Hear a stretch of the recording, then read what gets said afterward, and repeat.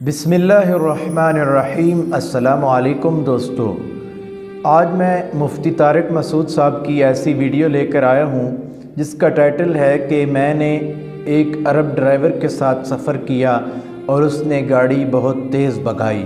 Video میں نے بھی نہیں دیکھی، سوچا کہ آپ کے ساتھ مل کے دیکھتا ہوں۔ میرے خیال میں بہت مزاحیہ ویڈیو ہے، آئیے ویڈیو دیکھتے ہیں۔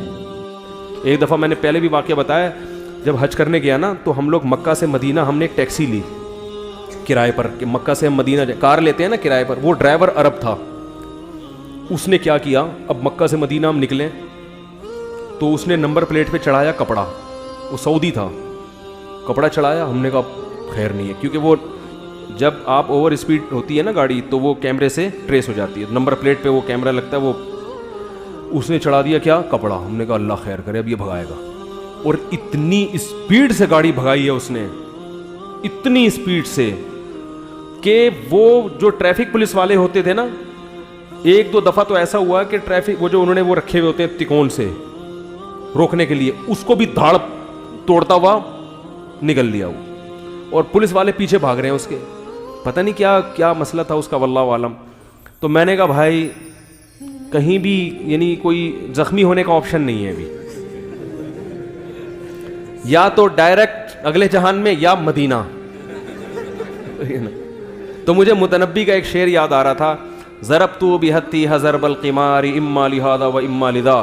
متنبی ایک شاعر گزرا ہے 3-4 صدی ہجری کا، وہ اپنے قصے سناتا ہے نا، میں نے بڑے لمبے لمبے سفر کیے ہیں، بڑے لمبے لمبے صحراؤں کو میں نے، اونٹنی کی تعریف کرتا ہے اپنی، الا کل ماشیۃ الخیدلا فدا کل ماشیۃ الحیدبا، کہہ رہا ہے وہ جوان خوبصورت عورتیں میری اونٹنی پہ قربان۔ لوگ عورتوں کی تعریفیں کرتے ہیں نا شاعری میں، کہہ رہے ہیں میری جو اونٹنیاں ہیں انہوں نے مجھے بڑے بڑے صحرا کیا کیے ہیں، پار کروائے ہیں، جنگوں میں میرا ساتھ دیا ہے۔ تو اپنی اونٹنیوں کی تعریف کرتے ہوئے کہتا ہے کہ میں نے اس اونٹنی پہ بیٹھ کے جوئے کھیلے ہیں۔ کیسے کہ میں نے بڑے بڑے لمبے صحرا عراق جاتے ہوئے وہ میں نے عبور کیے ہیں، ایسے صحرا تھے اما لہذا و اما لذا، یا تو میں وہیں بھوک پیاس سے اونٹنی کے ساتھ مر کے میری قبر بن جاتی، یا میں اپنی منزل پر پہنچ کر کامیاب۔ پھر آگے کہتا ہے جب میں کئی ہفتوں کا اور اندھیروں کا سفر اور صحراؤں کا سفر کر کے اونٹنی پہ، اور اپنی اونٹنی کی تعریف کر رہا ہے کہ وہ بڑی اونٹ بڑا زبردست جانور ہے، بڑی وفا کے ساتھ سلولی چلتا رہتا ہے، چلتا رہتا ہے، تھکتا نہیں ہے۔ یہ جو صحابہ پوری دنیا پہلے اونٹوں پہ بیٹھ کے تو پہنچے ہیں، یہ کہہ رہی ہے اونٹنی وفا کرتی ہے اور چلتی رہتی ہے، چلتی رہتی ہے، چلتی رہتی ہے۔ میں تھک گیا مگر اونٹنی نہیں تھکی۔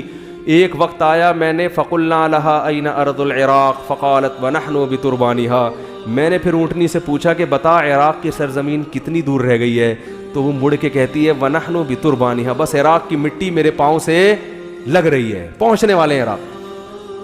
تو وہ جو اس نے شاعری کی ہے نا، ضربت بہتیھا ضرب القمار اما لہذا و اما لذا، کہ میں نے جوئے کھیلے ہیں اونٹنی پہ بیٹھ کے، جوئے کا مطلب لمبے سفر کیے کہ یا تو موت یا کامیابی۔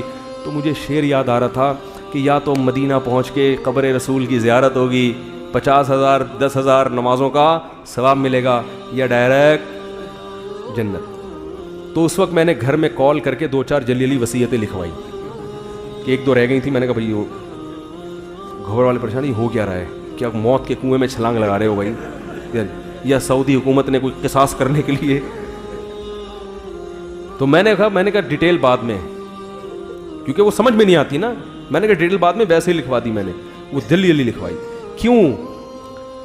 مقصد بتانے کا یہ ہے کہ بھائی کوئی کسی بھی وقت مر سکتا ہے، تیز رفتار گاڑی میں تو ویسے ہی چانس زیادہ ہے۔ آج ہمارے ایک رشتہ دار بائی روڈ آئے پنجاب سے، میں نے کہا آپ بائی روڈ کیوں، بائی ایئر کیوں نہیں آئے؟ کہہ رہے ہیں یار جہاز میں نا آپشن نہیں ہے۔ کہہ رہے میں کوشش کرتا ہوں بائی روڈ ہی۔ وہ کہہ رہے ہیں یار روڈ میں ٹکر لگے گی، کلابازیاں کھائیں گے، تھوڑا سا ادھر سے یوں پکڑیں گے جا کے، ادھر سے کھڑکی پکڑیں گے، تھوڑا سا باہر نکلیں گے، ایک آدھ ٹانگ ٹوٹنے چلی جائے گی، بہت کم چانس ہوتا ہے کہ بالکل ہی مر جائیں۔